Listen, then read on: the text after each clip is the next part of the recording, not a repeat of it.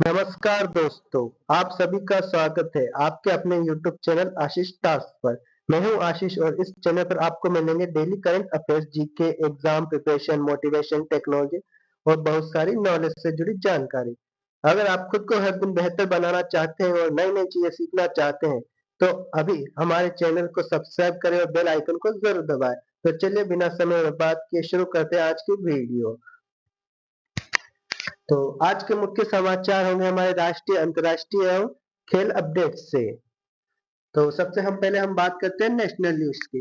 तो सबसे पहले हम बात करते हैं परीक्षा सुधार टास्क फोर्स। केंद्र सरकार ने प्रतियोगी परीक्षाओं में तकनीकी आधारित पारदर्शिता लाने के लिए नंदन नीलकर्णी की अध्यक्षता में 6 सदस्यीय उच्च स्तरीय टास्क फोर्स का गठन किया है।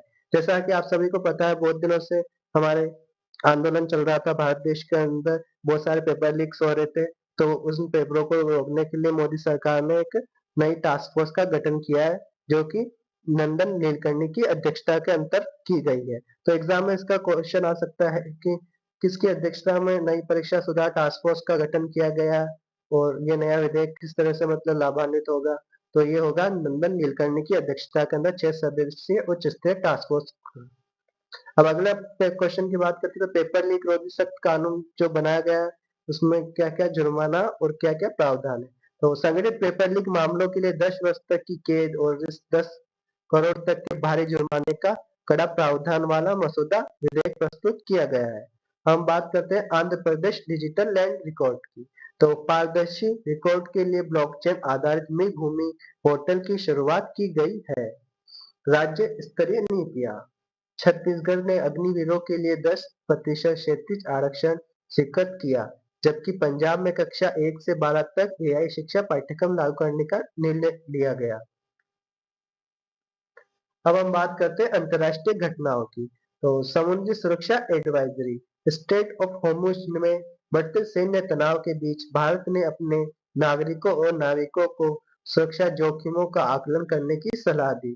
चीन में चक्रवाती तूफान नोल तूफान के प्रकोप के कारण 3.4 लाख से अधिक निवासियों को सुरक्षित स्थानों पर स्थानांतरित किया गया।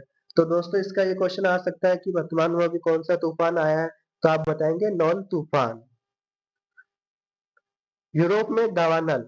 फ्रांस और स्पेन के जंगलों में लगी भीषण आग के चलते 2.5 लाख से अधिक लोग विस्थापित हुए। अब हम बात करते हैं हमारे बिजनेस एंड इकोनॉमी की। तो सबसे पहले हम बात करते हैं विमानन सुरक्षा निर्देश। एयर इंडिया ने अमेरिकी FAA सुरक्षा निर्देशों के अनुरूप अपने बोइंग 787 बड़े में आवश्यक संशोधन की प्रक्रिया शुरू की। अगर हम बात करें नेचुरल गैस फ्यूचर्स की, तो नेशनल स्टॉक एक्सचेंज NSE ने भारत का पहला घरेलू प्राकृतिक गैस फ्यूचर्स का कॉन्ट्रैक्ट लॉन्च करने की योजना बनाई।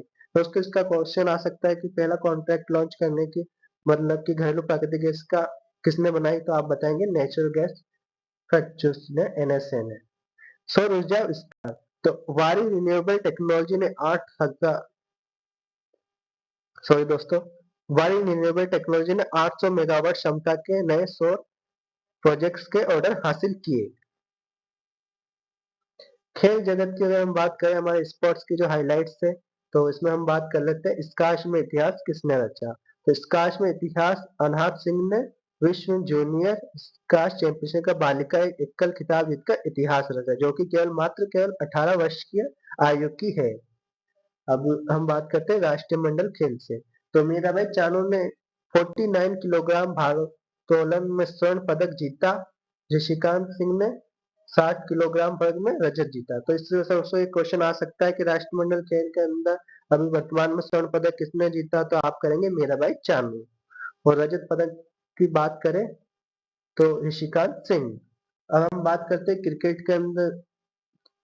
तो भारत ने जिम्बाब्वे को 90 रन से हराकर T20 श्रृंखला जीती और ICC रैंकिंग में 6 स्थान पर हासिल किया। धन्यवाद दोस्तों। तो बने रहिए हमारी नई वीडियो के लिए। तो डेली हम आपके लिए रोज नए नए करंट अफेयर्स लेके आएंगे, जो कि हमारे एग्जाम जैसे IAS, RS, SSC, GD, CAT जैसे राजस्थान के एग्जाम आने वाले हैं, यूपी के एग्जाम आने वाले हैं, बिहार बोर्ड, सभी के एग्जाम के लिए बहुत इम्पोर्टेंट होगी। तो आप डेली हमारे वीडियोस को देखिए और लाइक कीजिए, शेयर कीजिए और सब्सक्राइब कीजिए। धन्यवाद दोस्तों।